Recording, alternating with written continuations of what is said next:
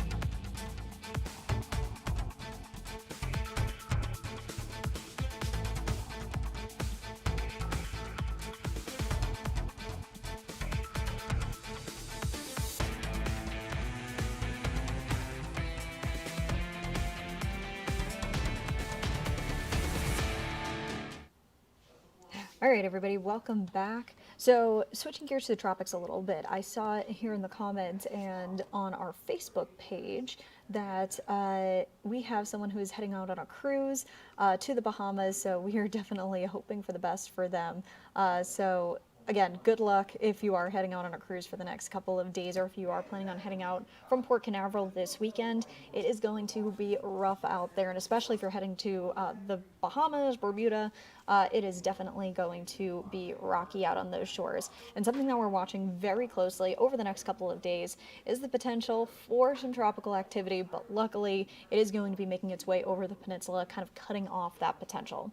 So here's what we're looking at: a 10% chance of development over the next 7 days.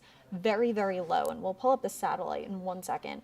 But what we're keeping an eye on is a disturbance right over the Bahamas, and this is kind of left over from Imelda.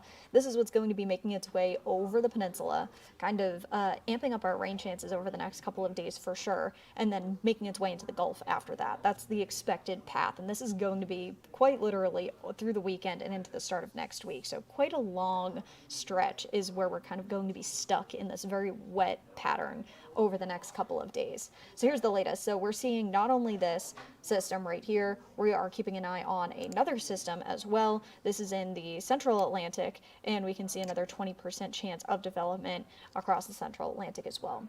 So taking a look, this is our tropical outlook for this zone that's right by central Florida. We'll talk about the other one in a second, but this one's going to be lingering over southwest Florida, increasing our rain chances, and then possibly some slow development as it makes its way over into the Gulf. And again, this is what's going to really amp up our rain chances over the next couple of days. So especially if you live along the East Coast, it is going to be rainy, it is going to be gloomy, and then you're also going to be seeing a good amount of rain as well. So with that, and on top of all of those waves and that water coming into shore, not only are you going to need to be careful if you live near a river, but also if you do live in any like lower lying areas, maybe even a little bit dip that's right at or below sea level, make sure you are being careful for the possibility of flooding.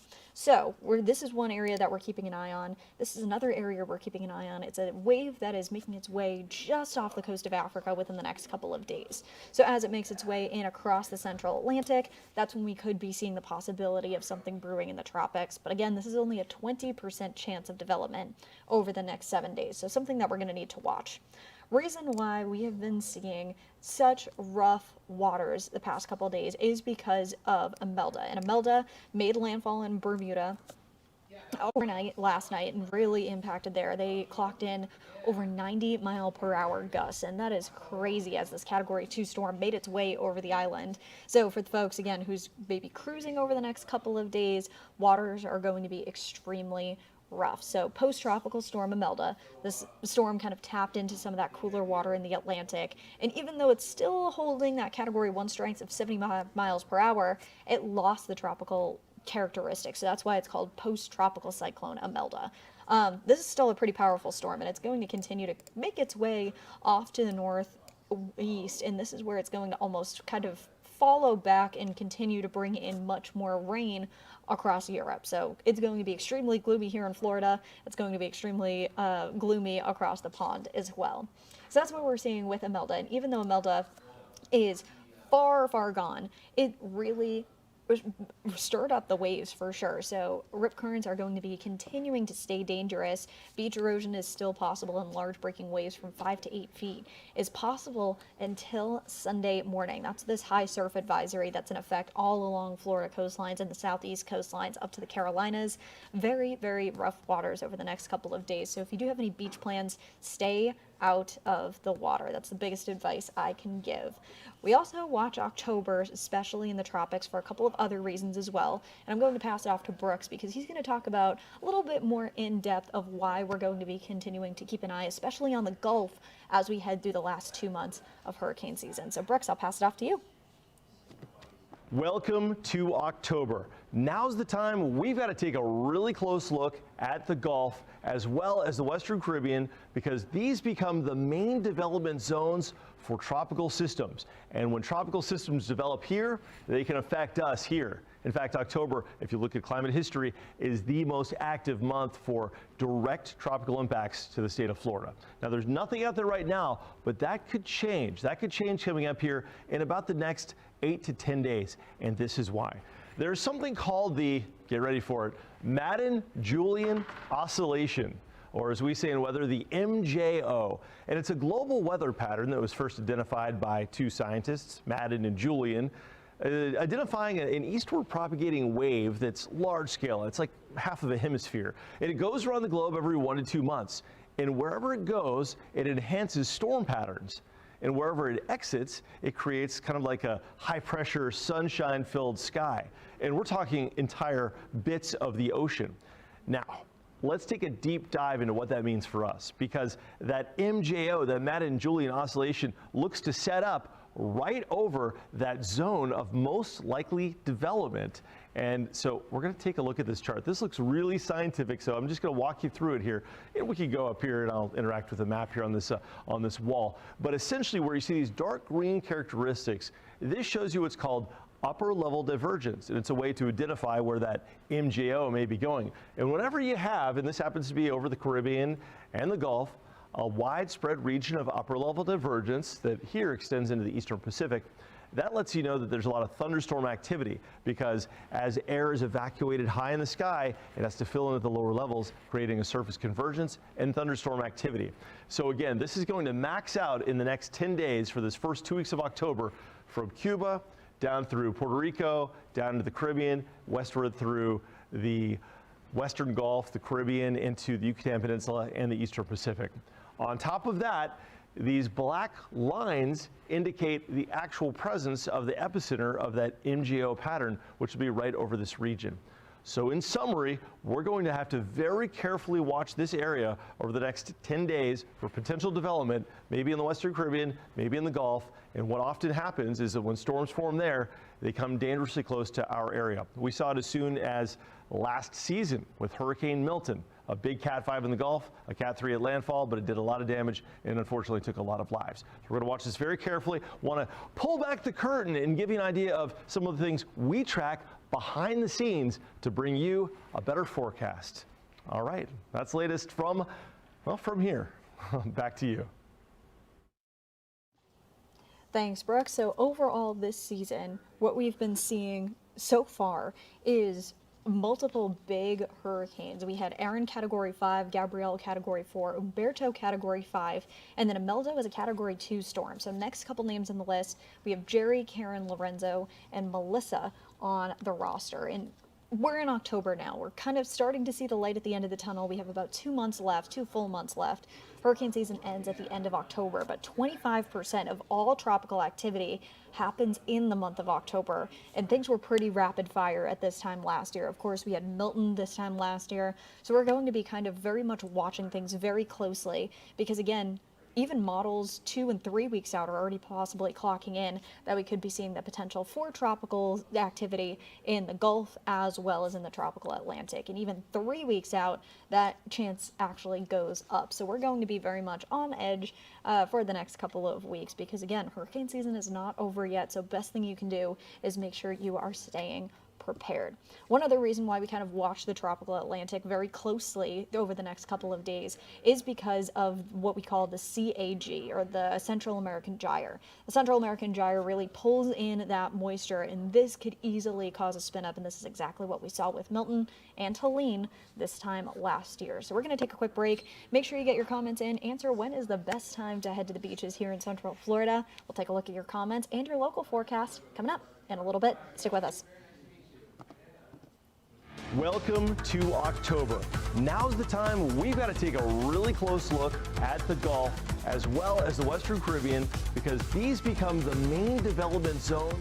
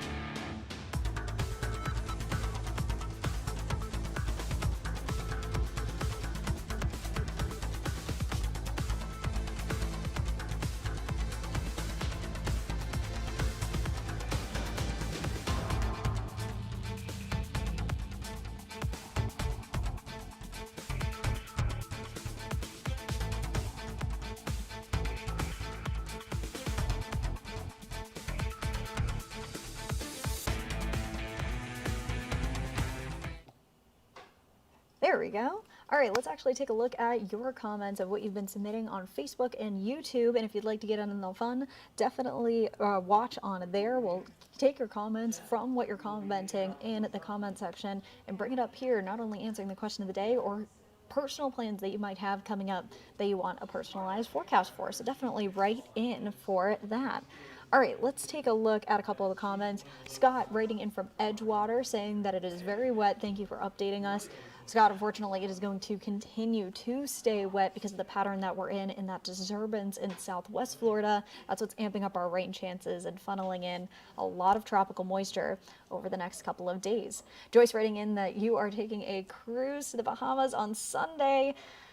Oh, I really hope you do not get seasick because those seas are going to be rough over the next couple of days, and especially near the Bahamas as this disturbance is kind of brewing up a little bit more, things are going to continue to stay pretty rocky, especially on the water, but I hope you have the best time on your vacation. Dawn writing in, the best time to head to the beaches is July and August, and she was gloomy there as well, wherever she is writing from, so it is going to continue to stay very gloomy as we head through the next couple of days, but I agree, July and August for us here in Central Florida, probably the best time to head to the beaches. Dawn also writing in, it is gloomy out there, and I totally agree.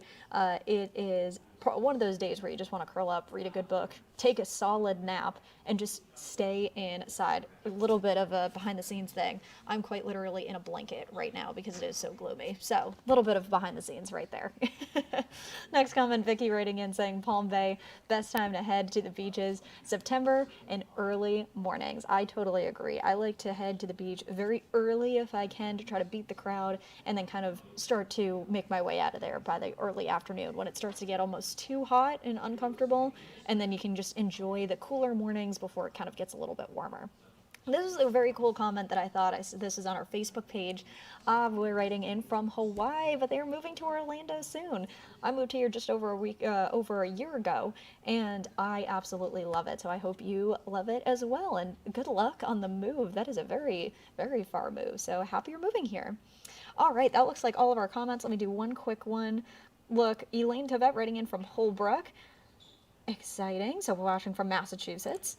We'll do another check on our Facebook page. Evangeline on our YouTube page writing in saying that sunshine is shining in Ocala today. Yeah, it is going to continue to stay on the beautiful side. As we see, as you're further away from the East Coast, you're not going to be seeing as much rain, but you're still going to possibly see a couple of scattered showers through the next couple of days. But you're probably in the best spot seeing that sunshine with maybe a scattered shower or two. If you're along the coastline, though, much more rain is in store. So taking a look out there right now, here is our Launch Credit Union camera. Let me do a little bit of a reset over here.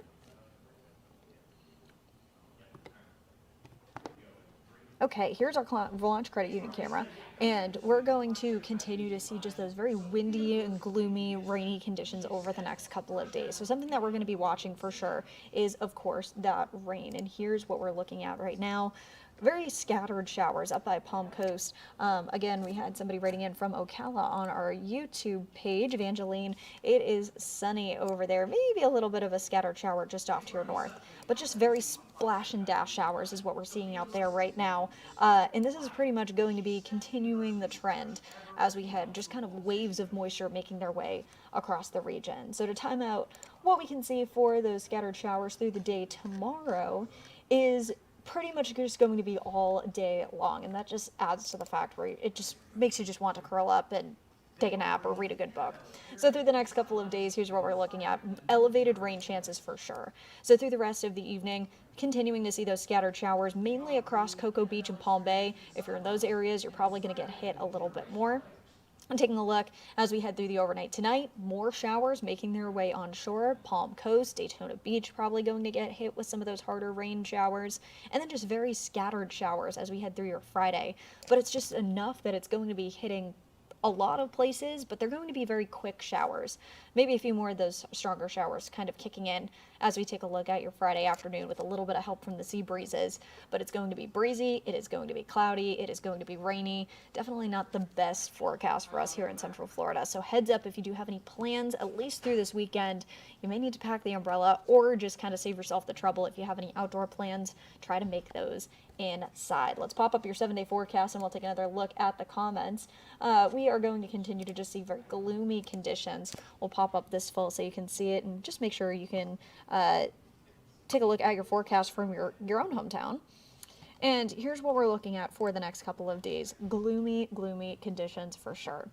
And taking a look, we're going to continue to see those high rain chances lingering until about midweek next week. So Wednesday, Thursday, we're going to start to see a little bit of relief starting to come in. And then once we take a look at our temperatures, it's going to kind of be all over the place. We're going to hit pretty much every single number of the 80s over the next 7 days. That cloud cover, that humidity is almost going to be stuck with us. So cloud cover acts as a little bit of a blanket. So when we have a good amount of cloud cover across the region, it just insulates us so that all that moisture that's kind of trapped in, we not only see those warmer overnights, but we also see the mugginess through the overnight as well. So pretty much through the rest of the work week and including the start of next week. Be prepared as you're headed out the door. You are going to be hit with a face of water for sure. It is the air you can wear for sure the next couple of days. And we're going to keep those overnight lows pretty consistent, lingering throughout the low 70s because of that cloud cover staying more mild through the overnight tonight, as well as a little bit more humid, and then continuing to just see that widespread rain chance at least through the start of the work week. So Tuesday, Wednesday, we might start to see a little bit more of that relief coming up, but by Thursday, we should start to see everything start to live up as well. So that's what we can continue to see through the next couple of days. And NOAA tonight at 5 and 6 will have more on your local forecast. So that's what we're going to be in for. Lots of rain. And again, I will pop up this if you are especially along the coastline, living near the St. Johns River, any other little tributaries that tend to flood, especially when we see high surf. Be careful because again, there is going to be the risk of flooding, even though we're kind of seeing these very sprinkly showers over the next couple of days. Because those waves have been coming in across the East Coast, it is going to raise the river levels, especially along the St. Johns River as we head through the next couple of days. So heads up out there. That is going to be a risk for tomorrow as well as Saturday. So heads up if you do live along the St. Johns River. All right, everyone, thank you so much for joining in on this Thursday. We love having you here. Thank you again so much for people participating all across the U.S. today.